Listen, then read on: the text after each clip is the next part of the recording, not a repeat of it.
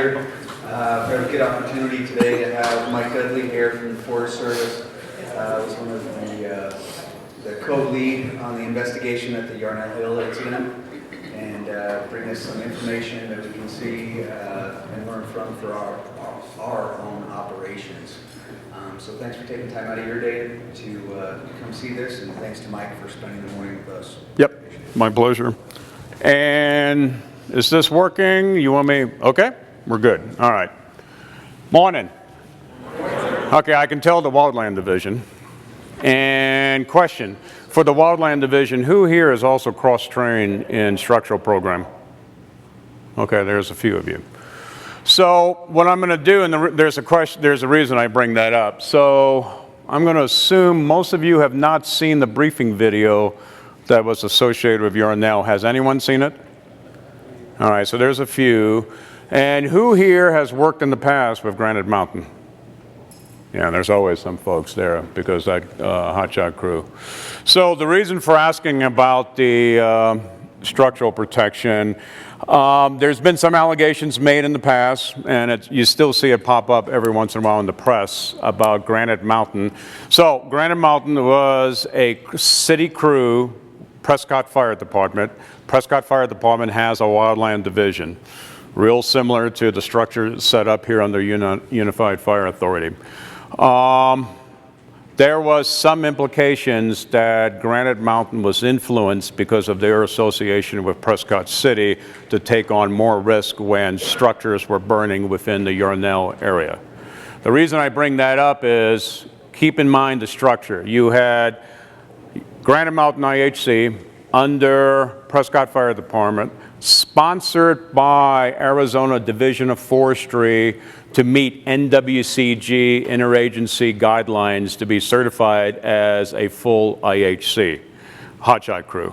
The reason that's important is that people do want to make that allegation, well, they were influenced by the structural side.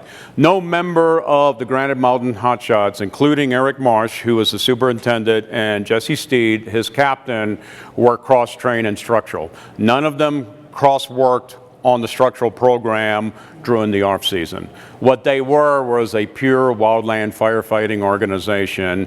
And for all the talk about Yarnell, Yarnell was a wildland fire incident. They were a wildland fire crew working on that incident. And I say that up front because we did our check and we did our cross-referencing. You don't see any allegations that they were unduly influenced simply because they were part of that city department. On the other hand, they were a pretty proud organization of being that wildland division within the Prescott's fire department. Don't take that away. That's something. Also, what I'm going to do is I'm going to go through the briefing video, and then I'll show some key points during the fire itself. But this is totally open to questions. As a matter of fact, more of that is more dialogue than there is anything else. So don't hesitate to ask questions, and we can go as long. The reason I'm here is that I did this for FFSL, State of Utah, and Tracy Dunford, the fire manager for the state of Utah, asked me to come and present to his fire wardens. And it always takes one or two questions, and then pretty soon things start flowing along and we can get into the meat of what took place. I am U.S. Forest Service. Most of my career has been in wildland fire. I'm currently on an area command team. I've been on Type 1 teams. Previous to my current position, I was the Director of Fire and Aviation for Region 4 out of Ogden, which included the state of Utah. I was assigned as the co-lead to the Yarnell Hill investigation along with Jim Carls. Jim Carls is the state forester for the state of Florida, which is a very large organization, much larger than Utah's, has a very large wildland fire component. Jim himself has had extensive experience in wildland fire and for years was the chair of the National Association of State Foresters Fire Committee, representing all the states in fire activities within the NWCG guidelines. We were assigned on July 2nd. Obviously, we're coming up in just a few more days, the one-year anniversary of Yarnell, to be followed by, just 6 days later, the 20th anniversary of South Canyon. In 1994, South Canyon occurred where we lost 14 hotshot smoke jumpers hell attack. We lost a total of 34 people that year. Last year, we lost the Granite Mountain hotshots, 19 people all at one time, and we lost 34 people. So the question is, what's changed between the time frames?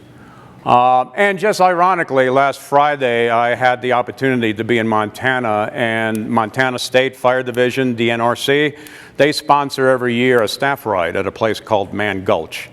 And if you've ever read the book, Young Men in Fire, it's worth the read. And again, 1949, a group of Missoula smoke jumpers jump on a fire, and within an hour, they're running for their lives, and you have 13 fatalities that occurred there. There's some similarities. I mean, things don't change that much as we want to. So keep all of this in mind. Let me go with the briefing video. Hopefully that works. And the briefing video was prepared right before we released the report last September the 28th. And it was to be able to give a consolidated, consistent message. It gets into some discussion of fire behavior, which is fairly key. And then we'll go into the point-by-point aspects of what we came up with during our review. And then there's one other thing that I want to be able to close out with, and I'm not going to do it right now, but it's probably important to cover, is you look at Yarnell Hill report that we did, and then there's also an Arizona Department of Safety and Health, which is the state OSHA. They did their report. Two totally different styles. That was deliberate, especially on our part, because our part was not a compliance review. We weren't trying to do a 10 and 18. We were trying to understand why the crew made the decision that they made that led them to their location. But we were not sitting there and we were delegated by the state of Arizona for this report, but we were not there to specifically point fingers unless we had come up with something that was criminal intent, which was not the case. Two different styles of reports, and we can talk a little bit about that, about where the wildland fire community, and that's all of us, including all the federal, state agencies under NWCG, where we're trying to head with these kind of documents. So let me start this and see how it rolls.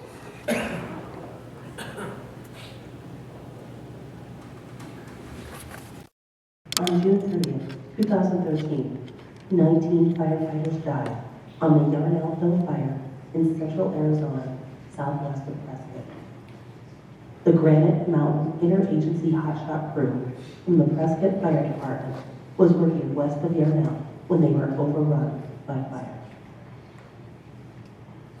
Within the fire area, the terrain varies from steep ridges to nearly flat valley bottoms, with numerous rock outcroppings and boulder piles. The dominant vegetation type, chaparral brush, ranged in height from 1 to 10 feet, and in some places was nearly impenetrable. On June 16, 2013, a fire behavior advisory discussed critically low fuel moisture and increased fuel loading. The drought severity index showed the fire area as being in extreme drought on June 29, 2013, one day before the entrapment.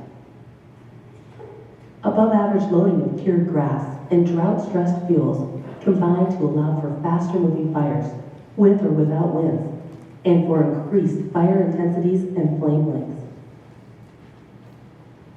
The Yarnell Hill fire area had not experienced wildland fire since 1966. The fire started late the afternoon of June 28, 2013, when thunderstorms moved through the area and ignited multiple fires. The fire, which was under the jurisdiction and responsibility of the Arizona State Forestry Division, was approximately 1/2 acre in a boulder field in steep terrain. The state did not put firefighters on the hill that night due to safety concerns. On the morning of the 29th, the Type 4 Incident Commander orders retardant from single-engine air tankers attempting to box in the fire between a 2-track road on the east side and the ridge to the north. The fire had grown to roughly 2 acres. A helicopter transports 7 firefighters to the fire perimeter early in the day to begin constructing handline. The fire holds well into midday, when at 1600, increasing winds elevate fire activity. By early evening, the fire jumps the 2-track road on the east flank and becomes a 6-acre fire. During the evening, the fire continues to grow. Weather conditions impede the use of aviation to deliver retardant. When the fire reaches approximately 100 acres in size, the Incident Command requests a Type 2 incident management team. There is concern that Peoples Valley and Yarnell may be threatened if it burns to the northeast in the next 24 to 48 hours. On Sunday, June 30th, a 700 briefing occurred at the Yarnell Fire Station with the Incident Command members of the incoming team and the Granite Mountain IHC Superintendent. The briefing covers potential tactics, the previous night's spot weather forecast, and radio frequencies. They use Google Maps on an iPad to review the area. The Boulder Springs Ranch is pointed out to all as an excellent safety zone. They discuss strategies for the north side of the fire, estimated to be 300 to 500 acres, and for keeping fire out of Yarnell by improving old roads. They lay out a strategy to establish an anchor on the south end. They also agree that the Granite Mountain Superintendent will take Division Alpha and that his assistant superintendent will run the crew. Division Alpha's assignment is to establish an anchor point at the heel of the fire using direct or indirect tactics as appropriate. Division Alpha scouts ahead of the crew as they hike about 45 minutes along the 2-track road to the anchor point just below a saddle. From there, Division Alpha scouts out the west side of the ridge. A short squad of a few crew members follows him, working along the fire's edge toward a coal part of the fire to establish the anchor point. On the east side, fire activity picks up a bit, and the rest of the crew slowly burns off the 2-track road, keeping pace with the fire. As incoming resources arrive, they are directed to the Model Creek School in Peoples Valley, where the Incident Command Post is being established. The Incident Commanders provide another briefing around 9:30. The formal transfer of command occurs by radio at 10:22. Several resources are immediately assigned after the briefing to keep homes from burning in Model Creek, and an evacuation notice for that area is issued around 10:45. During the same period, the anchor point is completed by a squad of Granite Mountain on the west side of the ridge. Division Alpha meets face-to-face with the Blue Ridge Superintendent and Assistant Superintendent near the anchor point. They discuss tactics, problems with radios, and placing a lookout near an old grader at the bottom of the slope. The Blue Ridge supervisors leave the anchor point and deliver the Granite Mountain lookout at the grader at 12:39. The fire is pushing north towards structures in Peoples Valley and backing at Granite Mountain's location. Granite Mountain reaches a rock face and takes lunch around 13:30. After eating, the crew works back, reinforcing their line as they go, making sure their anchor is solid. The lookout by the grader has trigger points established for the crew and for himself in case the fire changes direction. The Granite Mountain captain, lookout, and others talk over the radio about thunderstorms coming in. The captain mentions he might have seen a few lightning strikes in the distance. At 14:02, the National Weather Service calls the fire to advise them that a thunderstorm east of the fire could produce wind gusts of 35 to 45 miles per hour. This is relayed to the fire line, but the winds from the storm did not develop over the fire area. At 15:26, the National Weather Service calls to advise the fire that the thunderstorms have moved north-northeast of the fire and that an outflow boundary has formed.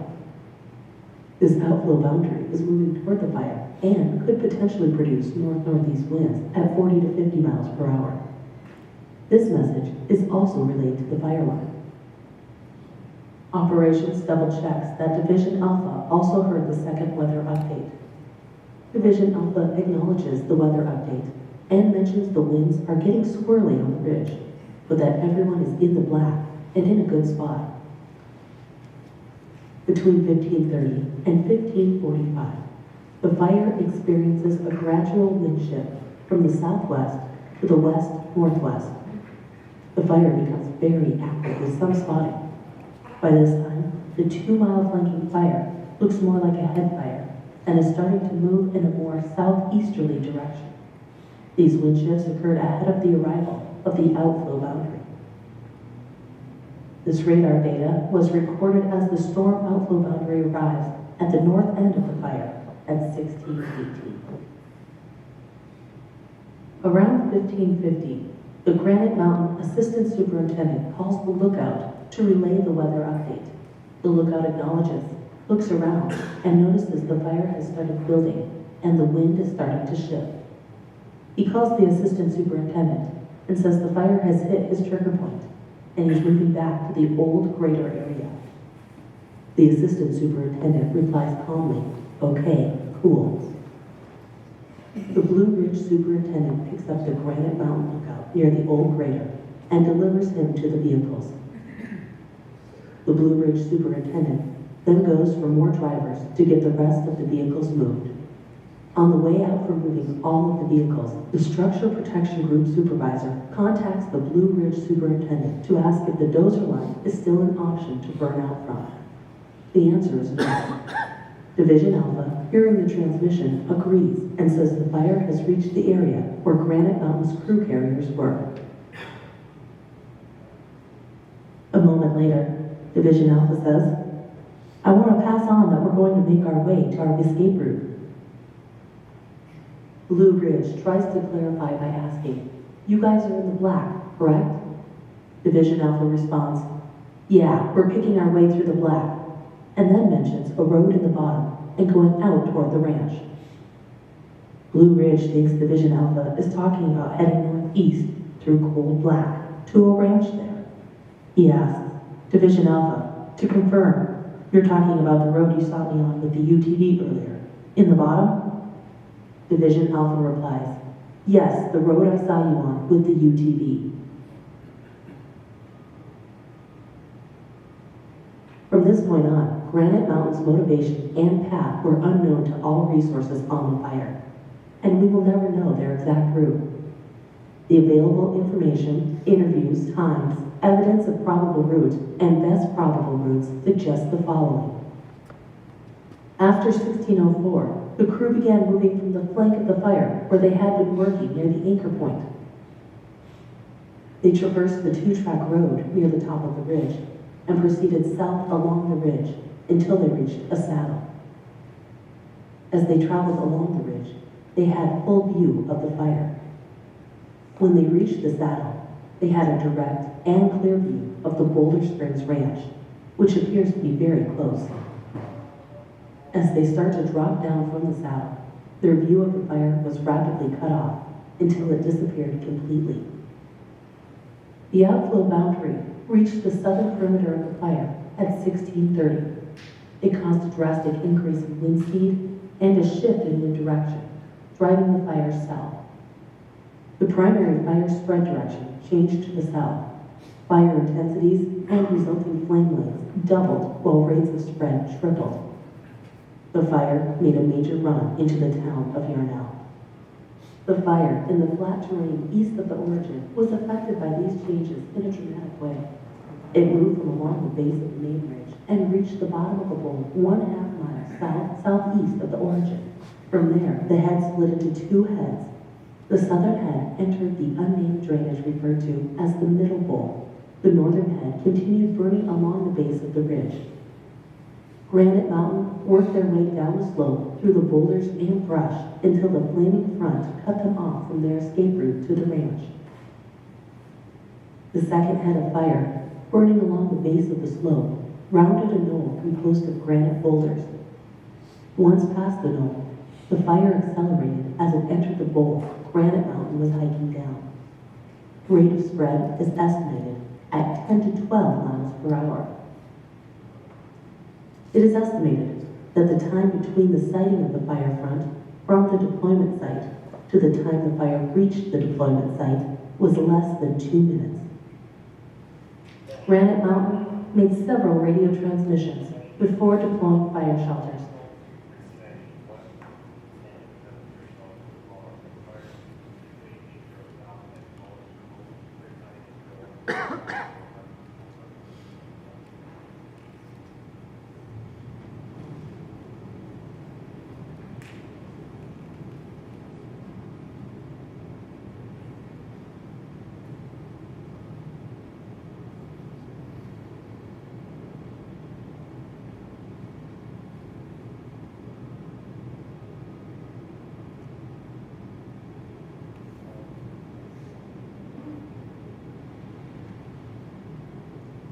ASM-2 instructs the Very Large Air Tanker, VLAT, that is over the fire to orbit to the southeast until the ASM-2 locates Granite Mountain. Over the next 4 minutes, ASM-2 makes 7 attempts to reach Granite Mountain to determine their location, but is unable to establish contact. Upon hearing of the deployment, dispatch and resources on the fire immediately initiate a medical response. Blue Ridge IHC and other firefighters begin a ground search for Granite Mountain. At 17:16, Ranger 58, an Arizona Department of Public Safety helicopter assigned to the fire, launches to assist in the search. Ranger 58 spots the Granite Mountain shelters at 1810 and lands nearby. An officer paramedic hikes to the deployment site and confirms that none of the firefighters survived.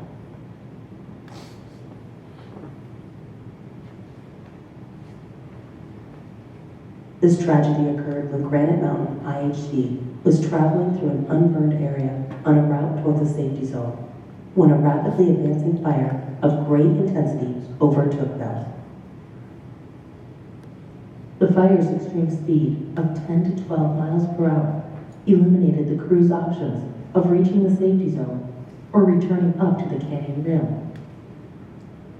This left the crew less than 2 minutes to improve a shelter deployment site by using chainsaws and burning out. The crew was deploying their fire shelters close together in a small area when the fire overtook them. The deployment site in the Box Canyon was not survivable because heavy brush caused direct flame contact and temperatures exceeded 2,000 degrees Fahrenheit as the fire swept through the site.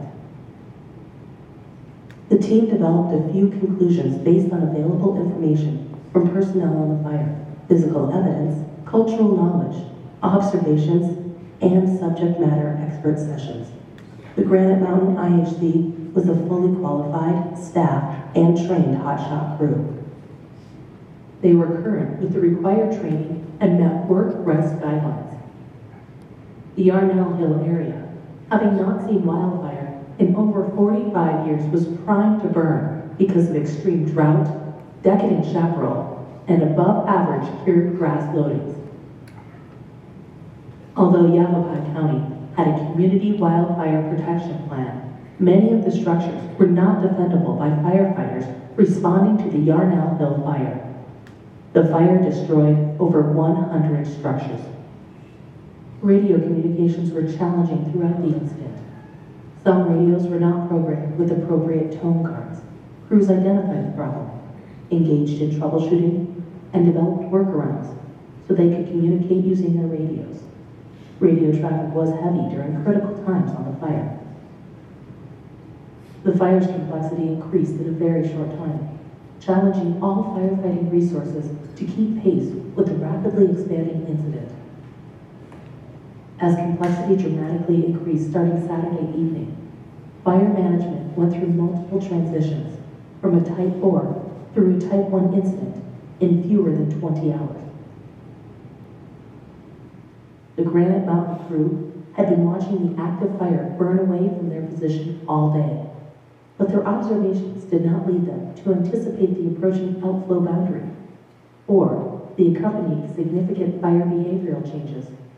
These changes including a doubling of fire intensity and flame lengths, a 90-degree directional change, and dramatically accelerated rate of spread. The Granite Mountain IHC left the launch spot and traveled southeast on the two-track road near the ridge top. Then they descended from the two-track road and took the most direct route towards Boulder Springs Ranch. The team believes the crew was attempting to reposition so they could re-engage.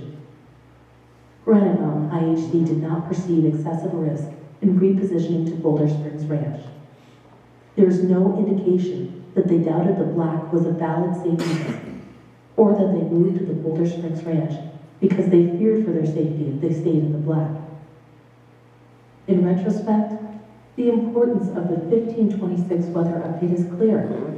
However, the update appears to have carried less relevance in the crew's decision-making process, perhaps due to the wind shift, starting at about 1550, that preceded the outflow boundary, or because of the time it took the outflow boundary to reach the south end of the fire at 1630. It is possible they may have interpreted the early wind shift as the anticipated wind event. An air attack and/or an aerial supervision module provided aerial supervision coverage throughout the day, including at the time of the accident. During some limited times, aircraft were not available due to adverse weather conditions and refueling needs. At the time of the deployment, the DC-10 air tanker was on station over the fire, waiting to drop on the location of the deployment site once it was found. Although much communication occurred among crews throughout the day, few people understood Granite Mountain's intentions, movements, and location once they left the black.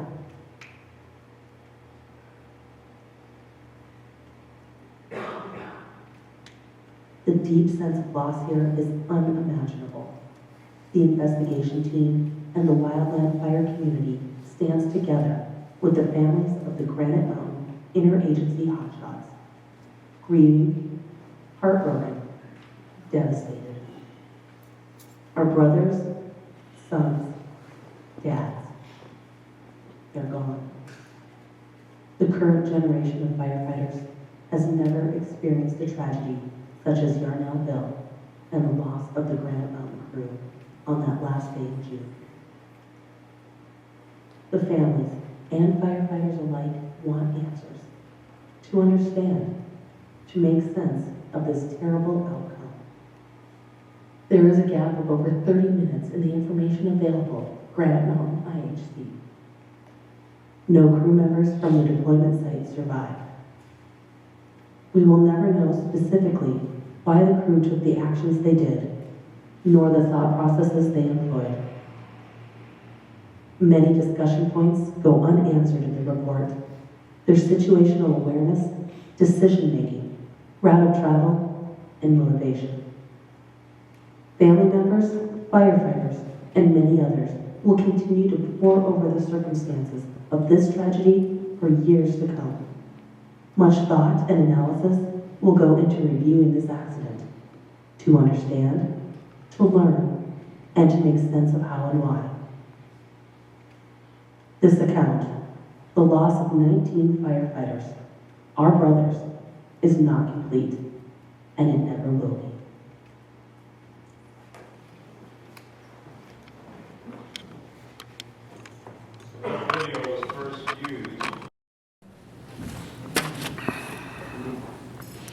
On September the 28th, when Jim Carls and I were there in Prescott to present it. And we presented it first that morning to the families. That room there were 80 somewhat people in that room. And you can imagine the angst that was in that room. And it was probably the longest 3 hours of my career, I can assure you of that. So since then, we have had all three fire chiefs. Chief Fajo, Prescott Fire Department, he was released in November, immediately following the incident. Chief of Yarnell was terminated, Yarnell Volunteer Fire Department. Central Yavapai County, which is the county that surrounds Prescott, that fire chief was released, all in the fall.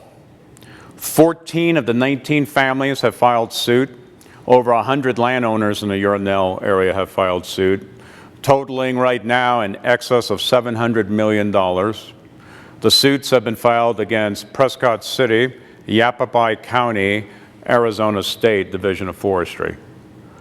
We released our report on September the 28th. The ADOSH report was released the first week of December, which went into a heavy compliance report, pointing fingers.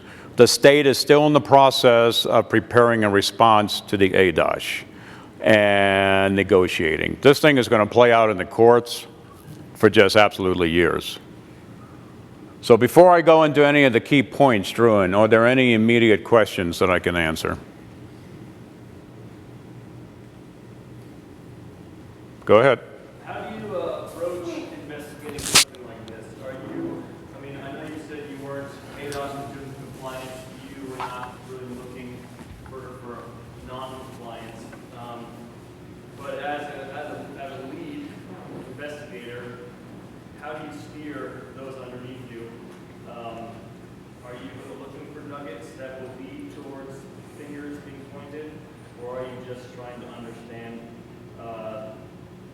broad story? Thanks. That's a good question, and I'll repeat it if you'd like me to. The question is, how do we approach the investigation, especially something of this scale, and trying to accommodate the process, and especially the new way of thinking with a diverse team? Is that a good way of summarizing it? So let me tell you about the team, and if you look at the report, you'll see the team members. The primary focus was, this was a state report delegated to us by the state of Arizona. It was not a federal report, even though the federal component was large, because we could bring tools to the game. So Jim Carls was appointed as state forester to lead up a state investigation. That was key. I came in to represent the federal side and to back up Jim as we went through it. First few days, we negotiated the delegation of authority from the state forester of Arizona as to what he wanted. As Jim and I traveled to Yarnell or to Phoenix to meet with the team that was slowly gathering there in place, one of the key items we had is, what are we going to do? What kind of report are we going to do? And at that time, the only process that was available to us through NWCG, if you would to go to the NWCG website, you would see the guide for the Serious Accident Investigation Guide. And at that time, it was the 2005 version. Since then, while we were in August of while we were completing our report, the 2013 version was posted on the website.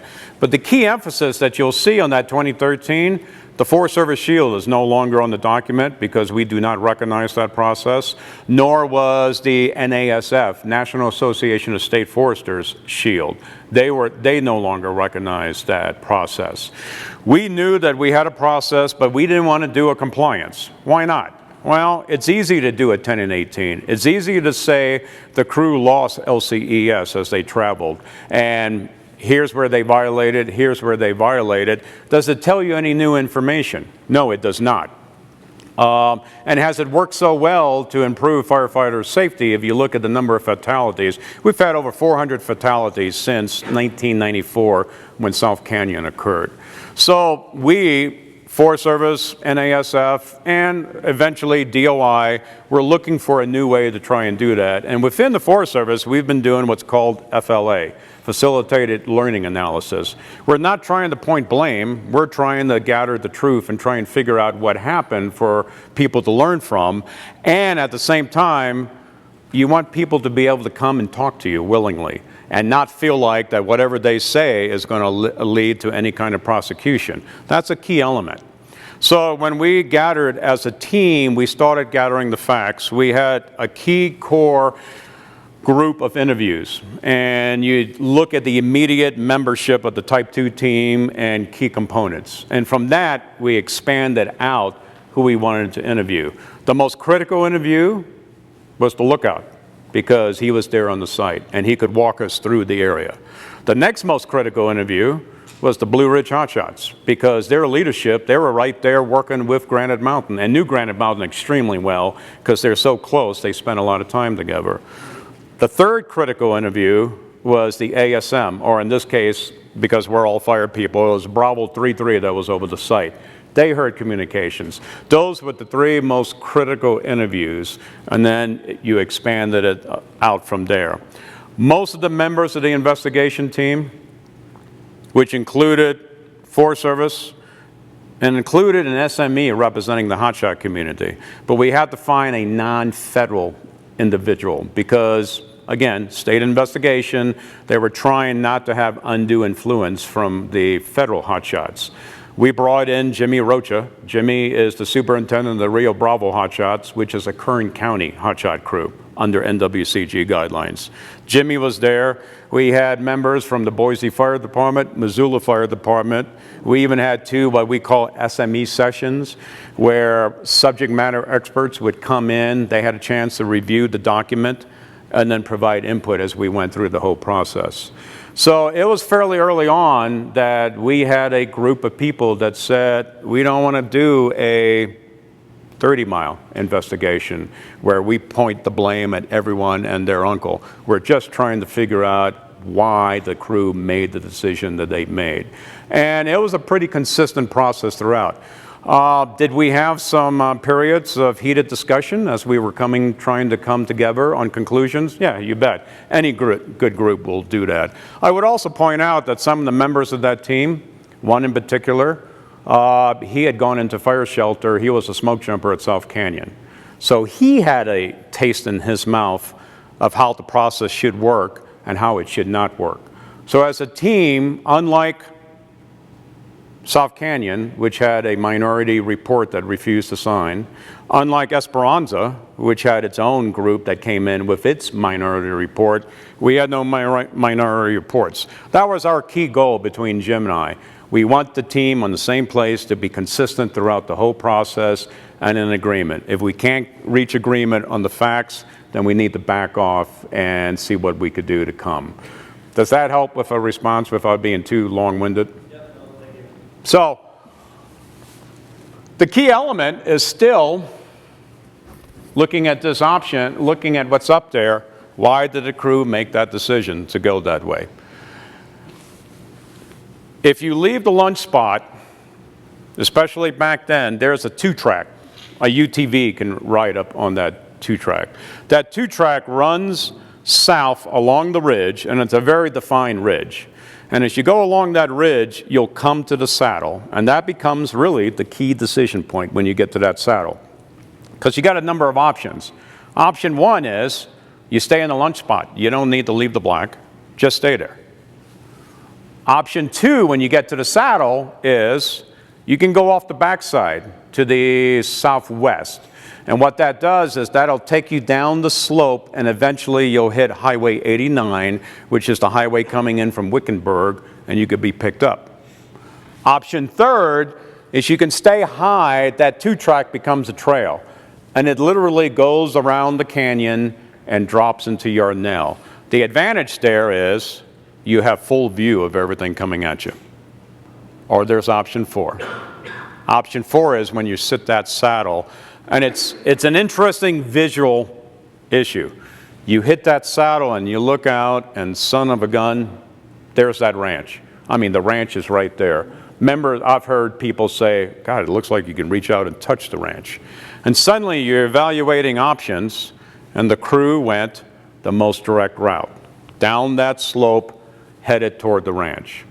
The problem is, even though it looks like it's pretty close, it's still a pretty good distance. On the other hand, this is a trained hotshot crew. Could they cover that in short order? Yes, they could.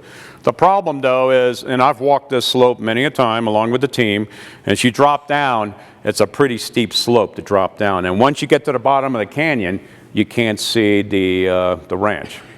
You still have a ways to go. The critical item there, though, is when you do that, is as soon as you drop off that saddle, that prominent ridge that runs out along that box canyon blocks your view to the north-northeast. And then before you even go partway down that slope, you no longer have a view of anything except for the ranch until you drop down to the bottom of the canyon. Then you can't even see the ranch. And it took us a while of meandering down that slope because of the steepness and the loose rock, keep in mind when the crew was doing it, you had 40-year-old chaparral brush that they were moving through to try and get through that spot. So, did they pick that deliberately because they wanted to go direct? We don't know.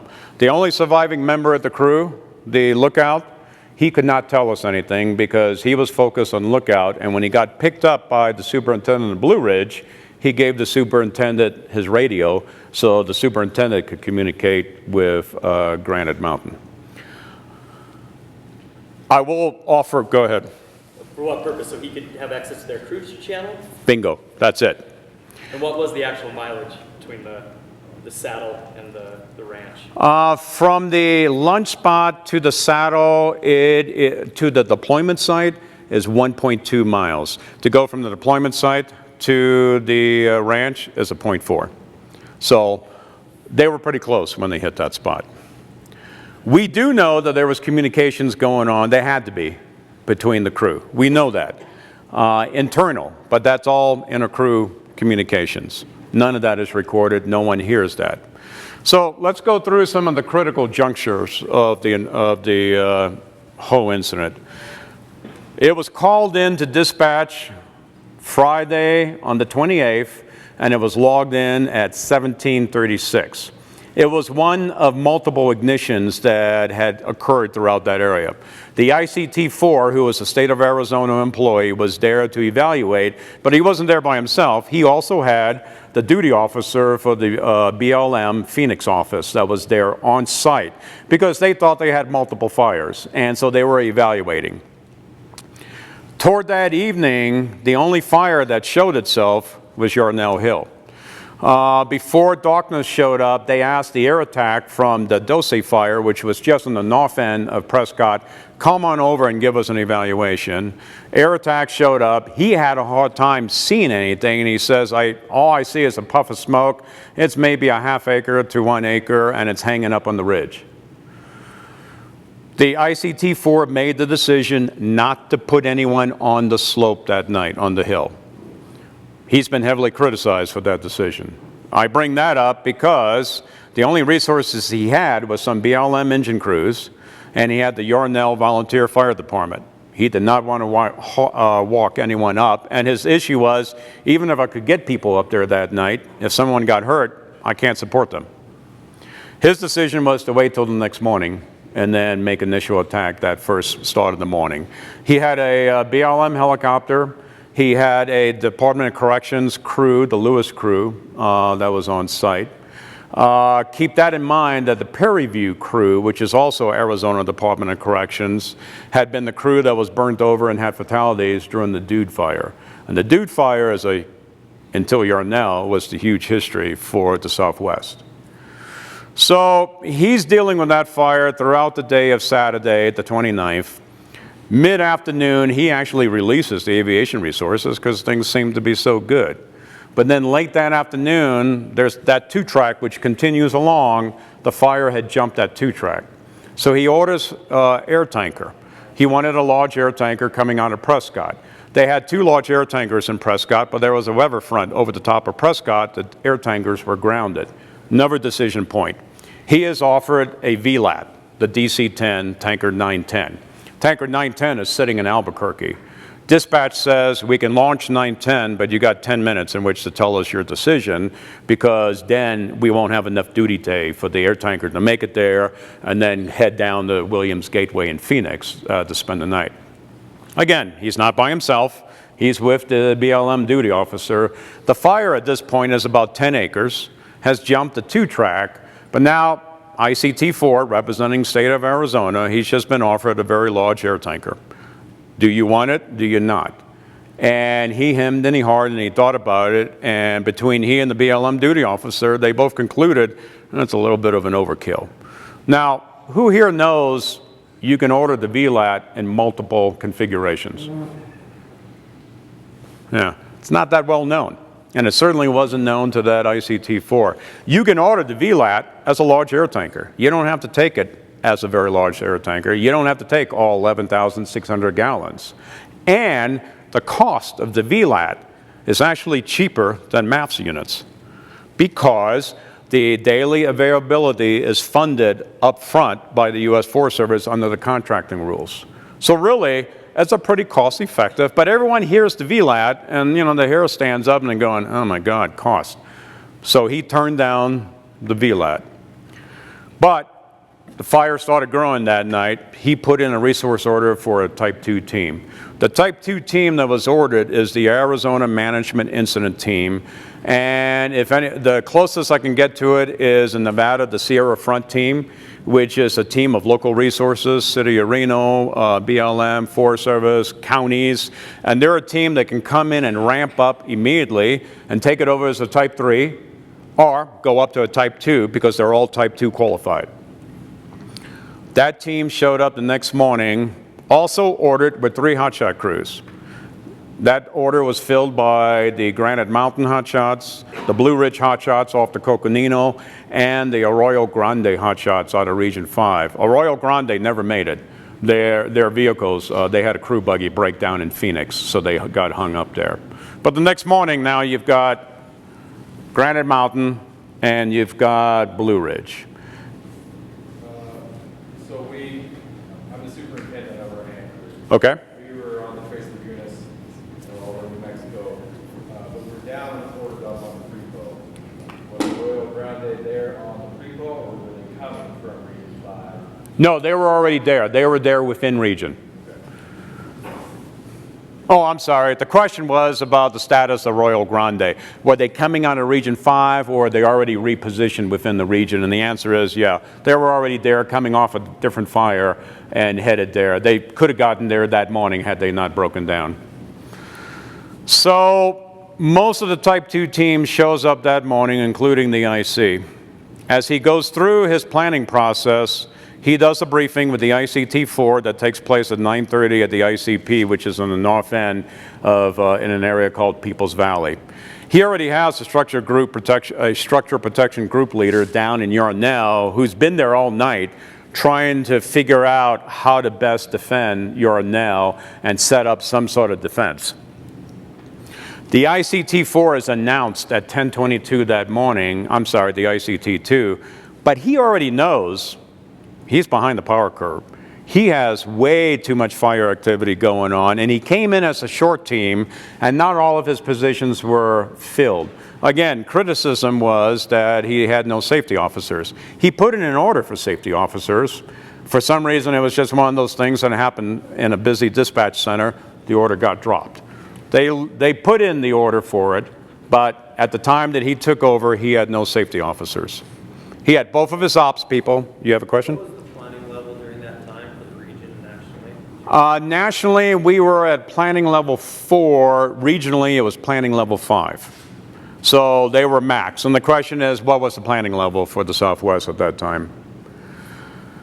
Because he knows that he's behind the power curve, he reaches out to the local Type 2 incident management team, and the IC is B. Day, and he calls her and he says, I'm going to recommend that your team be ordered. But in the meantime, before the order gets placed, will you please send me all of your ops and all of your logistics?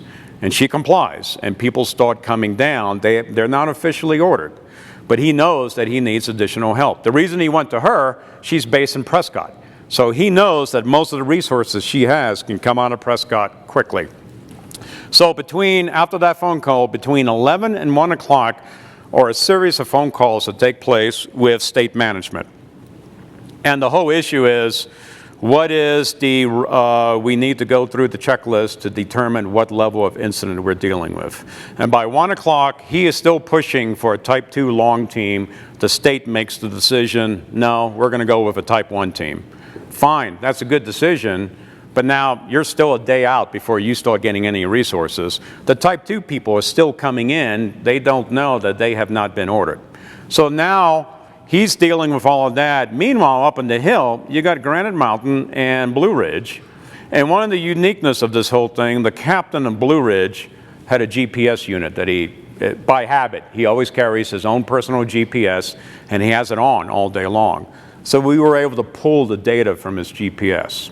And he and the superintendent were in that UTV, and they were all over the area, believe me. And what it was they were trying to figure out how to engage. You had Granite Mountain up on the top, on the ridge, building fire line downhill to hook into what Blue Ridge was going to do out in the flats.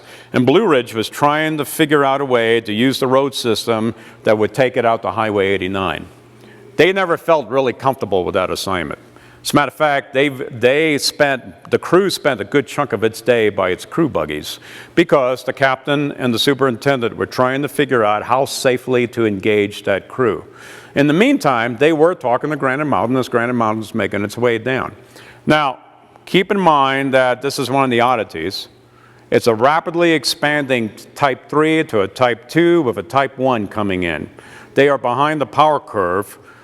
Division boundaries aren't very well set. As a matter of fact, they were pretty well undefined between the two division supervisors. But you've got Granite Mountain sitting there with the superintendent as Division Alpha, the captain, now the acting superintendent, within their division, and that's it. There's nobody else there. It's just day.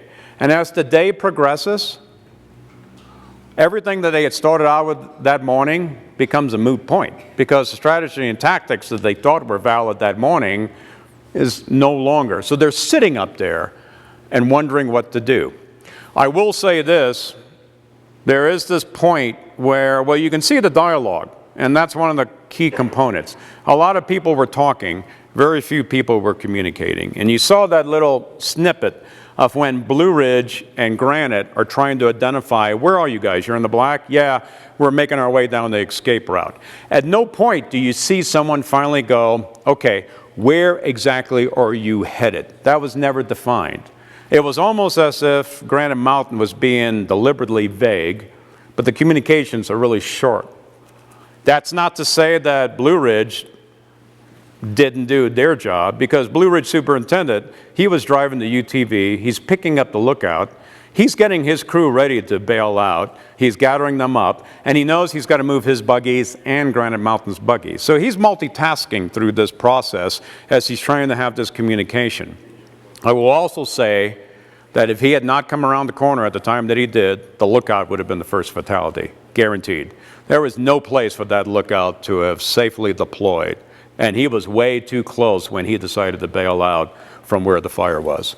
Just a question I have, you guys know the turn of Division Alpha, was he with the crew? No. We're pretty positive that he was not with the crew because, one, as a division, he should be out there scouting. Two, that last comment, and that came directly off an audio, though we did not try to replicate the audio because it's harsh to listen to. But it's when the crew suddenly realizes it's in trouble and it reaches out to Bravo 33 for assistance. And what you hear is Division Alpha say, this is Division Alpha, I'm with the crew. So we knew that they were working their ways. Now here's the key question. Was Eric on the north end scouting? At one point we know he was. Or was he on the south end where the ranch was scouting that?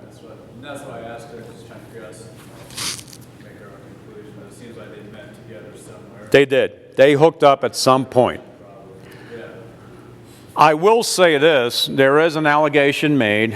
I talked earlier about Young Men in Fire. Norman McLean wrote that book, where his son is John McLean, who is an investigative reporter, and he writes in that style, but he's done very well. And he's made it his history or his career to write about fatality fires, and he started with South Canyon, the book called Fire in the Mountain. He has his own investigation going in, and he has an allegation that says, based on a audio clip that he got out of the case files, he can hear that Eric made it his way down to the ranch. Well, we've got that same audio clip. We've done our own review, including taking it through a county in Southern California, there the District Attorney's Forensics Unit, and they've analyzed the clip. We can't replicate it.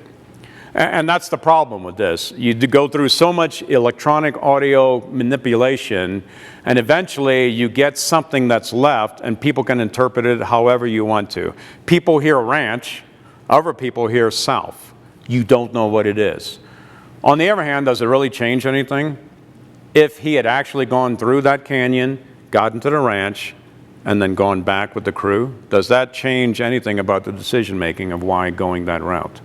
It does open up the door that you know that there had to be some type of inter-crew communication between he and the captain about the decision of, one, where are you going and what? That's kind of why I asked. It seems like, just again, based off there's inter-crew communication going on that led to that possibly, but that's what I was wondering too. Do you have other resources on this division, or is it just Granite Mountain? It's just Granite Mountain. Blue Ridge was assigned to. Technically, they were working on the Division Zulu, but that was a pretty fuzzy setup as well. In reality, they were working much closely with the Structure Protection Group Leader for Yarnell. That's kind of what I was curious, because it seems like that decision would have been made on a TAC channel versus a crew channel, which was affecting a lot of people. I agree. So, yeah, it just sounds more like there's inter-crew communication going on a division level. There are a series of pictures taken from one of the cameras of one of the hotshots, Granite Mountain. And the series of pictures start at 1550 to 1555. And it's that prominent point, the lunch spot, where they're looking down and you can see the fire front and they're looking down at where the grader is. The key thing with that picture, though, is those pictures is that every member of the crew is standing up and they have their packs on. For me, that says they've already made the decision to move. They're just waiting for the order to line up and get going, because every one of them is standing up, hard hats, full packs, tools in their hands. They're just watching until they're giving the direction. But prior to that, by like 5 minutes, there's a discussion that takes place between Ops and Eric Marsh. And all you hear is Eric saying, I'm making my way off the top. Top of what? Top of that box canyon, top of to the north end. And Ops says, copy that. You guys hunker and be safe. Let me know if you need air support. You don't hear the front end of that conversation. You don't hear the tail end of that conversation. You just hear that clip. We replayed that audio for Ops and said, is this you? And he goes, yep, that's me. I do not remember that conversation. And again, in the height of a major deal. But here's what did happen. You can hear a lot of discussion going on between Air Attack, because Air Attack hears an issue going on out there, and he checks in with Ops and says, I hear there's a crew moving. And he goes, no, that's Granite Mountain. They're fine. They're up in the black. And he goes, do you want me to check on them? No, it's Granite Mountain. They're okay. So Ops, as most Ops would do, I've got a hotshot crew. I know who they are. They're up in the black. Fine. I don't need to worry about them anymore. I got other issues, because they've got heavy structure protection going on right now in the north end, Model Creek, Peoples Valley. For me, a key indicator as the crew made that move was, one, they did not perceive any risk as they made the move. At no time until it was too late did they reach out to Aviation, Air Attack, or Bravo and say, hey, we're moving. Keep an eye on us. They don't do that. Nor do they tell anyone that they're moving, other than you hear it in little clips. And the reason for that, I would suspect, I don't know this, but the radio's already heavily impacted. They're within their own division, quote unquote. So why tie up more radio traffic if all we're doing is moving? We do feel very strongly that they were repositioning to the ranch. Not because they were headed down there to defend Yarnell. Yarnell was already getting hit with fire, but they've been sitting there on their rear end, and they're a local crew. But how much of the human factor of having a bias for action, particularly being a shot crew in your backyard, I mean, that must, I mean, did you find any evidence of that coming into play? Is they're not going to just sit there? They're not going to sit there. They're not going to sit there. Plus, their crew buggies have already been moved. A hotshot crew is only good as its transportation, and it knows its buggies have been gone, and it knows that everyone's bailing out of Yarnell, and they're repositioning, waiting for the fire to go through Yarnell, and then everyone will re-engage. We suspect that that's what they were intending, is to move down to the ranch, which was a perfect spot to hunker in, and they'd be in a better position to re-engage with other resources. I'm sorry. That conversation between when Division Alpha said they were coming off the top, some of the other audio also said operations called and asked Division Alpha if they could reposition to help in Yarnell. And he basically, no, we're staying in the black. Was that Was that conversation when you said coming off the top after that? No, it was somewhere in that time period. It's still right about 1550 that conversation takes place, but the other ops was told, no, we can't do that. And the other ops drops that discussion. There's no pressure put on them to get off your rear end and move. Everything was an internal discussion that took place. But there's also a little clippet where you can hear Jesse and Eric talking, and in that clippet you hear, yeah, you knew that was coming, and then you can hear one of them go, yeah, but I feel your confidence. So again, that same little discussion of, well, I guess we are going to move, and that discussion of bias for action, human factors. Do you sit there in your own backyard, especially when you had just been recognized for what you had done on the Dose fire a week and a half ago on the edge of Prescott, and Prescott thinks, you know, you're the end all for fire crews, or are you going to stay there, even though it's the best place to stay? Or are you going to just take a look and the fire right now is burning away from us, and by the time you get to that saddle, you look out again, and the fire is now running parallel, but it's not coming at you. And you hit that saddle and you look over and you go, oh, we can make that in just a few minutes. We got it. And then we'll be in a good position to... But I guess that's really the key point. If he had gone that route, and who knows if he did go that route, if he did go to the south to the ranch, then he would have known that it was a harder route. And I guess that's obviously just conjecture. But. It is conjecture, but that's the problem that I have with the comment. And someone in the John McClane clip says, well, and he had his sawyers cut a pea line. Well, it doesn't fit the timeline. And if you actually had your sawyers cut a pea line, why would you have your sawyers go back up and hook up the crew? Would you not just say, you guys hunker here at the ranch, we'll wait for the rest of the crew to show up? You as the superintendent would probably go up and meet the crew, but you wouldn't have your sawyers go back up. Plus, it just doesn't fit the timeline. When you look at, we know that the last picture taken at a lunch spot was at 1604. And then you got to make your way all the way down and into the canyon, and they realized the first call out to Bravo was at 1637. You just don't have enough time for all of that going back and forth. It doesn't fit. I'm not saying it didn't happen. I'm just saying we can't validate that. I'm sorry. No, it's fine.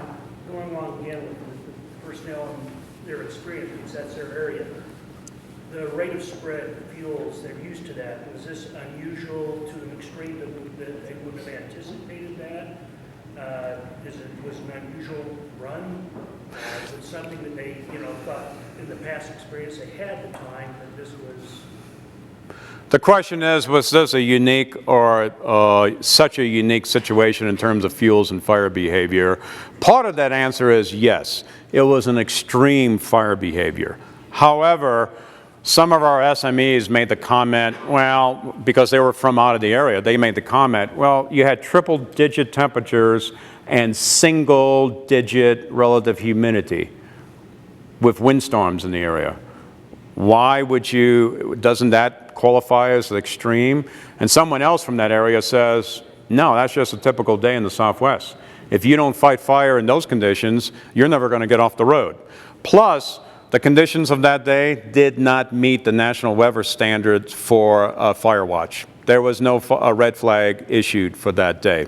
It was extreme conditions by our standards, but it did not meet the criteria for that. On the other hand, they were very familiar with the fuels and the conditions and that time of year with cells moving all over the place, what that could mean.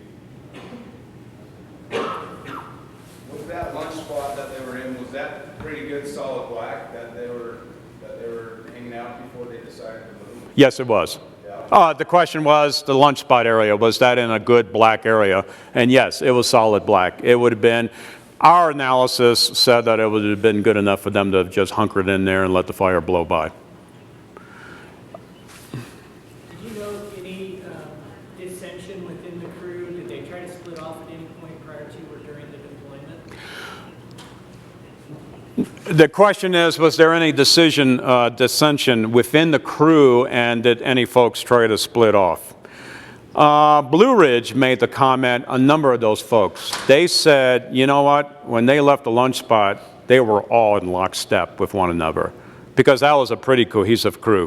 They were very, very close to one another.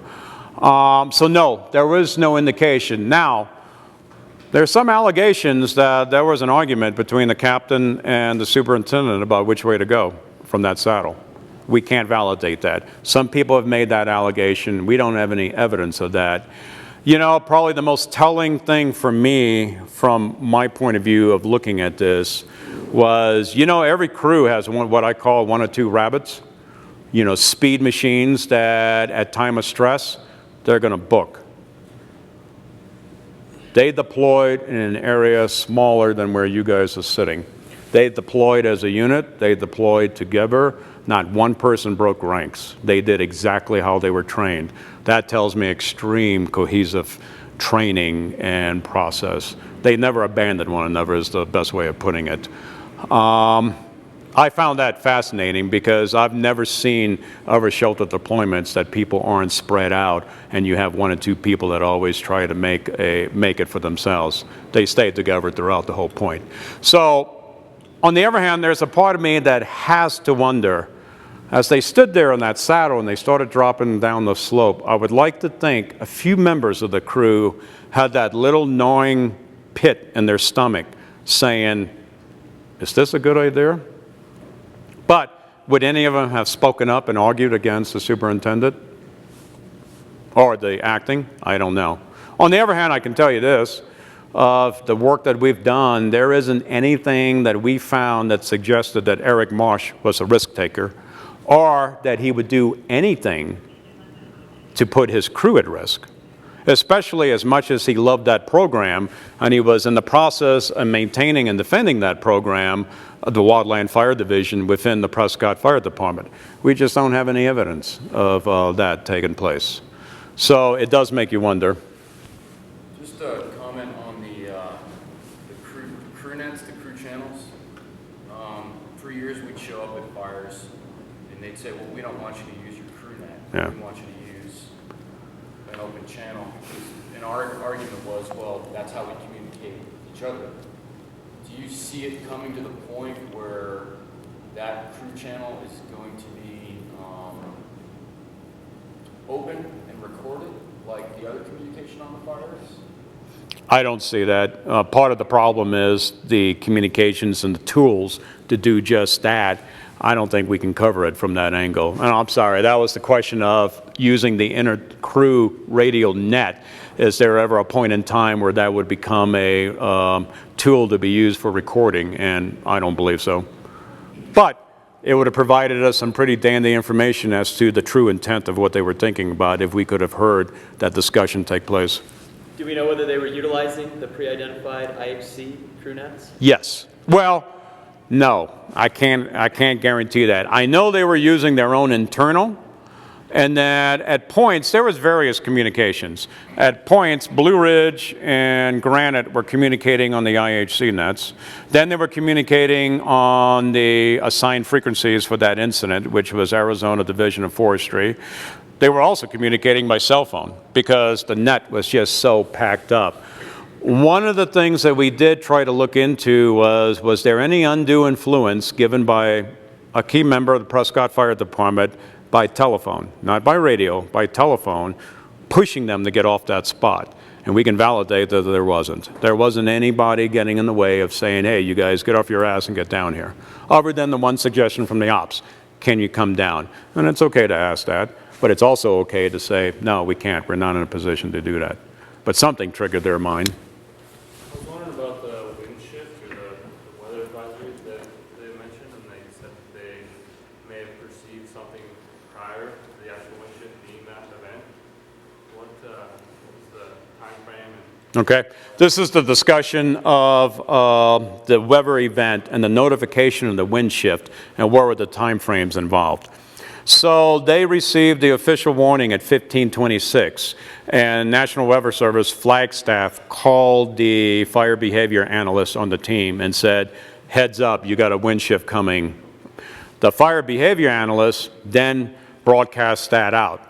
There is a checkoff where the crew acknowledged receiving that.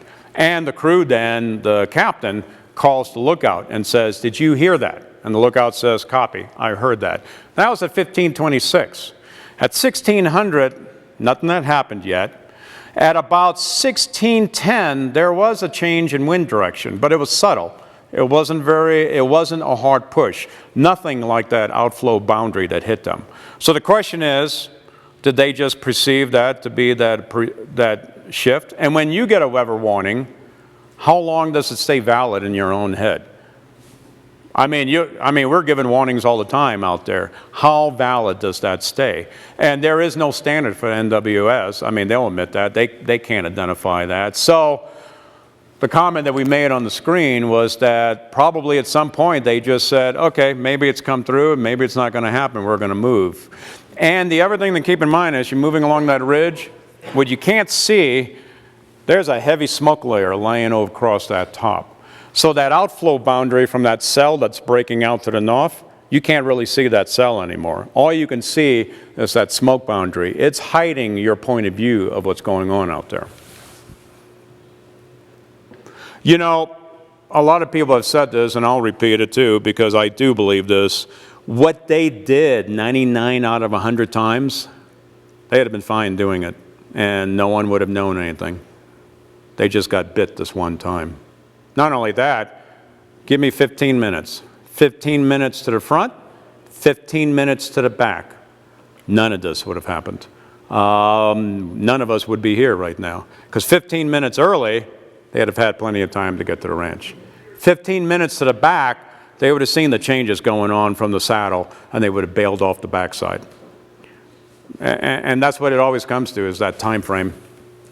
So kind of building on that, you mentioned all the lawsuits that are going on with this fire, and how does that work legally when there's so many complexities and variables like you're discussing with weather and decision making? And Well, how can someone try and stick a pin on one person? you know what? Okay, sorry. Make a comment about lawyers. The question is, with so many complexities and such a variation of conditions that took place that day, how can anyone pin their hat on just one item to identify? If you take a look at the ADOSH report, the ADOSH points blame. They point blame at the ICT-4 for not taking action the first night. The residents, that's why a number of them have filed suit against the state, because they feel it should have been put out the first night. They take critical action and criticism of the ICT too and his team, because they showed up and they couldn't keep up with the pace, even though he recognized right off the bat, man, we're behind the power curve, we got to get help here. We commended them for acting that way. Most teams want to hang on to everything. And then they really criticized the state for not making the decision of pulling people off the entire incident early on. Well, that's a hard one. That's a real hard one. State of Arizona, just like here in the state of Utah, there's statutes on the books that say you are responsible for putting out all fire within incorporated, unincorporated areas, especially when you're not supposed to put yourself at risk, but you're supposed to fight fire. You can't just sit back and say, nah, this community can't be defended, so we're going to back off from it. The Yarnell Ranch, or the Boulder Creek Ranch that we call it, that was a place that was put in, and the owners of that ranch had the capability to defend it and build it to a standard that they knew they would never have to worry about leaving it. And they were in place when the fire ran all the way around them. And the only problem they ran into, they lost one air conditioning unit off of a warehouse. That's it. They were totally fine. She even took a picture from her patio of the whole hillside behind her completely lit up at one time. No other issue for them. But they had the resources to do that. Most of Yarnell, it's a retirement community. It's an old mining community. Not a lot of defensible space within the community of Yarnell. So can you then make the decision as a Type 2 IC to say, we're not going to defend, we're going to pull off? Man, you're getting into some subjective. But that's where some of the key legal items are going to be playing out. And the lawyers are saying, no, they should have played that out, or the state should have put it out on that first night. Well, that's easy to say in hindsight, but when you're the person up there making that decision and you base it on safety, who are you to be criticized? So that's where it's all standing. decision that was made to leave the spot in the black and re-engage was the clincher. It was the last hole in the Swiss cheese. It is. And that's how we're programming our firefighters. That's what we program, especially the hot shots, to do, is find a place to engage and re-engage. So my question is, what's your thoughts from the investigation standpoint of that aspect of it?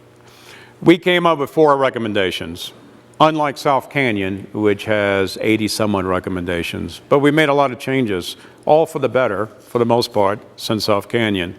But really, we have a total of 7 recommendations out of Yarnell. 3 are specific to the state. 4 are interagency in scope. Why not more? We haven't found new ways to kill people. And when you look at this issue, everyone wants to make this a very complex situation. It's not. It ends up being a crew decision and leadership to decide what they're going to do.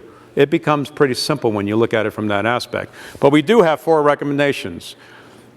The families were incensed that we didn't know where the crew was. To them, GPS would have answered the question. If we knew exactly where they were, that VLAT could have landed on them and put retardant. To them, because that's the easy place to go, is you can always improve equipment.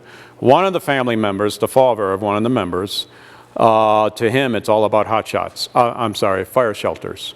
And he's going to make it his career to push the agencies to improve fire shelters. I'm sorry, but in my look at that canyon, nothing could have prevented anything from happening when that fire came through there. Not the current, not anything new, depending on how much weight you want to carry with you as a fire shelter. So really, of all the recommendations, the key one that stands out for the wildland fire agencies, decision-making, human factors. How we train and how we make decisions and how we process our training. What do we need to do to modify that? Because for me, that saddle represents the ultimate Swiss cheese hole. Here we are. We've had a number of things that we could have done, including being a little more aggressive on that Saturday. But you're still not going to second guess what an ICT-4 is doing unless there's something of criminal intent, which there was not. So finally, you end up with that last hole lining up, and you make that decision. We can stay high and go around. We can go off the backside. We can stay in the black, and we can go direct. But once we go direct, we're blind. We can't see anything coming at us. And all evidence points out they were absolutely shocked when that fire came around that ridge, the point of that ridge. You're talking about the decision point being from that saddle, but what about from that launch spot? It seems like, from just looking at what you've shown us, would it have been feasible to traverse to the north, I guess it would have been, through the black and then follow that head out to the ranch and stay in the black the whole time and look for a spot to re-engage? The question was, the decision point, what about not the saddle, but going back to the lunch spot, could he go on to the north? And the answer is yes, and Blue Ridge thought that's exactly what they had done. You could have stayed to the north through the black and come out of the ranch in Model Creek. It would have taken a little while, but you could have done it just fine, and you would have been in black the whole way. As far as Blue Ridge was concerned, and that's the first place they went looking for the crew when they heard all the commotion and they started the search. They went back up to the lunch spot and headed out to the north a little ways. So yes, they could have done that. By foot? They did that by foot? Yes. And we were trying to get they were trying to get helicopters in there, but the smoke was still pretty heavy.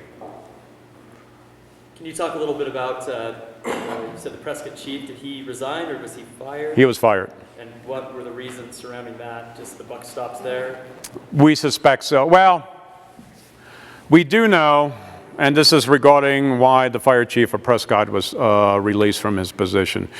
We do know that there was internal tension between, and this is just day-to-day city politics, there was internal tension between the fire department and the city administrators.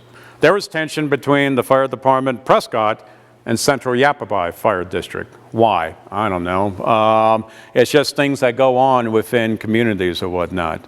So he was let go because the buck does stop there, and then the city is under all of these. Here's one little irony, though. He's running for mayor of Prescott, and he stands a pretty good chance of winning. because he was well liked within the community. So, you know, on top of everything else they're dealing with, now you're going to have this play into some of the politics there in the local area. That's too bad.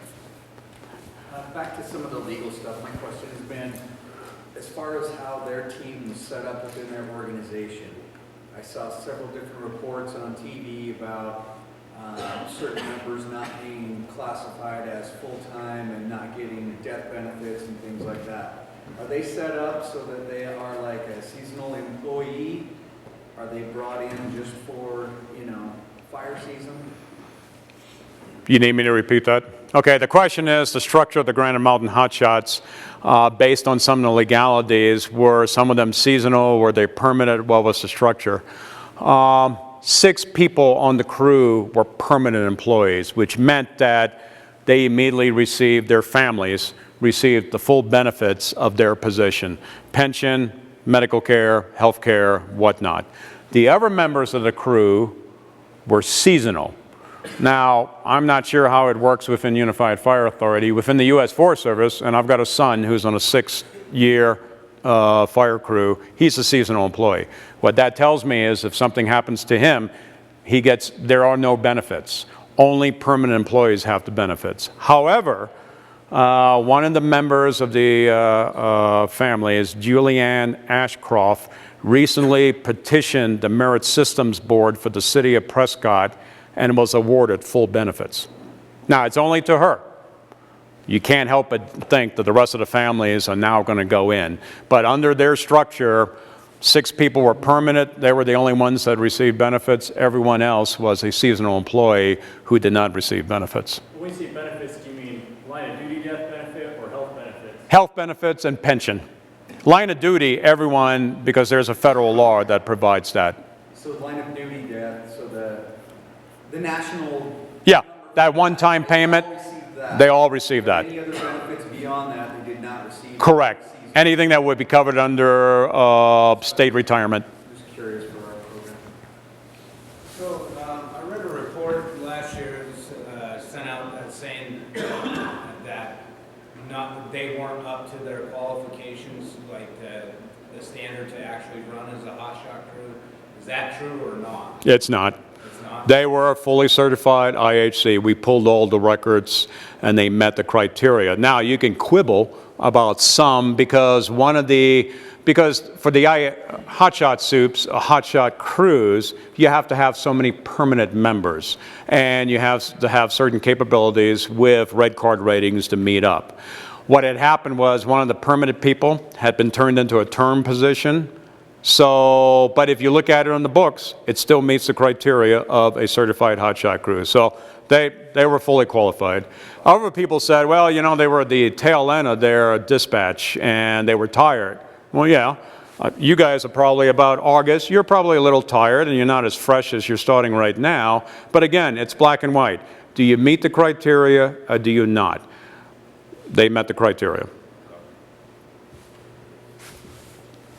Let me catch you right behind. You said the superintendent was somewhat defending the program to Prescott. Was there some sort of trying to cut the program or not getting the support from the department or what? Question is, there were some allegations or some discussion that took place of the superintendent was trying to support the program. It was a budget crunch. Prescott City was spending a lot of money to fund the program, especially for a hotshot crew that a good 80% of its time isn't there because it was on the road and they traveled a lot. They did a lot of roles. So yes, there were some subtle issues going on within the department. Overall, there was support for it, but the department was stressed with budget issues. And we have a letter that Eric had written a few months prior to the start of the season defending the position, and he had wanted another permanent position put in and he was denied. So he was feeling a little frustrated and was just trying to defend the work that they had. So after every fatality fire, there's implementation of something, 30 miles, pocket cards. What do you see? I know there's the 4 recommendations, but what would be the number one thing that you see implemented fire-wide from this incident? What are the key recommendations and what would come out of this? So let me go through the 4 really quick because two of them were easy. VLAT. The fact of the matter is we have a hard time, no matter how you want to push stuff out from NWCG, by the time it filters down, how many people really know on the ground where it needs to be known how to order a VLAT and in what configurations. So NWCG has a checkoff that they're going through the process to make sure that information gets to the ground. It was released last year, but 99% of us didn't have, I knew it because I'm in aviation. That's the only reason. But every time I ask someone, do you know how to order a VLAT? And they'd go, I don't know. We just wait and a big plane shows up. Okay, so that one is in the process. Another one is dealing with the GPS and equipment. There is a committee through NWCG that is implementing some GPS tracking in the field right now to evaluate. There is also another committee that is doing a survey of fire shelters and what we as a community, all of us, want to see in the fire shelters. That process is going through because they're going to be evaluating. That's done on a 5-year basis, but they're stepping it up to meet the criteria. The biggest one, and probably the hardest one, is that human factors. That's going to take longer, but there's also an interagency core that is taking a look at what do we need to modify within our training element? And to me, that's the most critical one. Not the tools, not the VLAT. We already know how it flies, not anything else. It's that subtle aspect of human factors and decision making. What do we need to improve in our training to better equip people to make decisions? That's the key one for me. Yes, sir. Where you mentioned, are they going to the APRS in Milwaukee, so when you transfer over where you're at, they would have been able to do that, or are they just going with positioning with just GPS? So the question is, in terms of the GPS tracking, what kind of tools?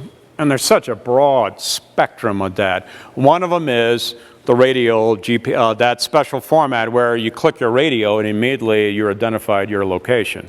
They're also looking at self-tracking GPS that you can wear and then also be used. Now, ironically, Jim Carls, the state forester, 2 years prior to being on the investigation, he had a fatality fire in the state of Florida. And it was with one of his plow units. If you're in the South, your key IA is a plow unit. And one of his plows on a fire had been hung up on a stump, and before they could clear it, the fire came over him and killed the operator and the swamper. They put in a GPS unit, but it's only for his plows. It's not his engines, it's not his individual firefighters, and if he gets resources in the panhandle from Georgia, they don't have GPS. The whole aspect of GPS is size and scale, and how do you develop one standard for federal, for state, for local resources to meet that one standard, and who pays for it? That is a huge, and how do you get the bandwidth to do that? The U.S. military uses GPS only for its special ops people. Doesn't try to cover everybody. But it's a process that's going to take place that we'll be looking at. Anything else? So, just a reminder, June 30th, 1 year anniversary, 19 people, all at one time. July 6th, 14 people, 20th anniversary of South Canyon.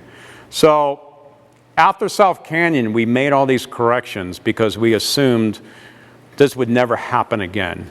And the problem with Yarnell is, and the shock of Yarnell is, not only could it happen again to a crew that well trained, but the opportunity for it to happen again in the future is still there. It always will be there. We can't acknowledge that what we operate in is a high-risk environment. What we do need to know is that we maintain our training, we maintain our situational awareness to take care of ourselves and each other as we go through. It's critical work that we do, and only us really understand what that means, not everyone else that is outside the system. So for me, to you all, I just wish you all a good season and more importantly, a safe fire season. Okay, thanks.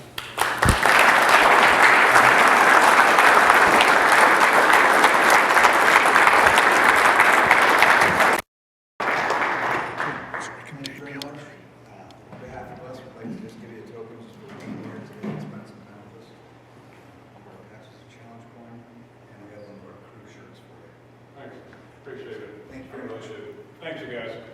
Here.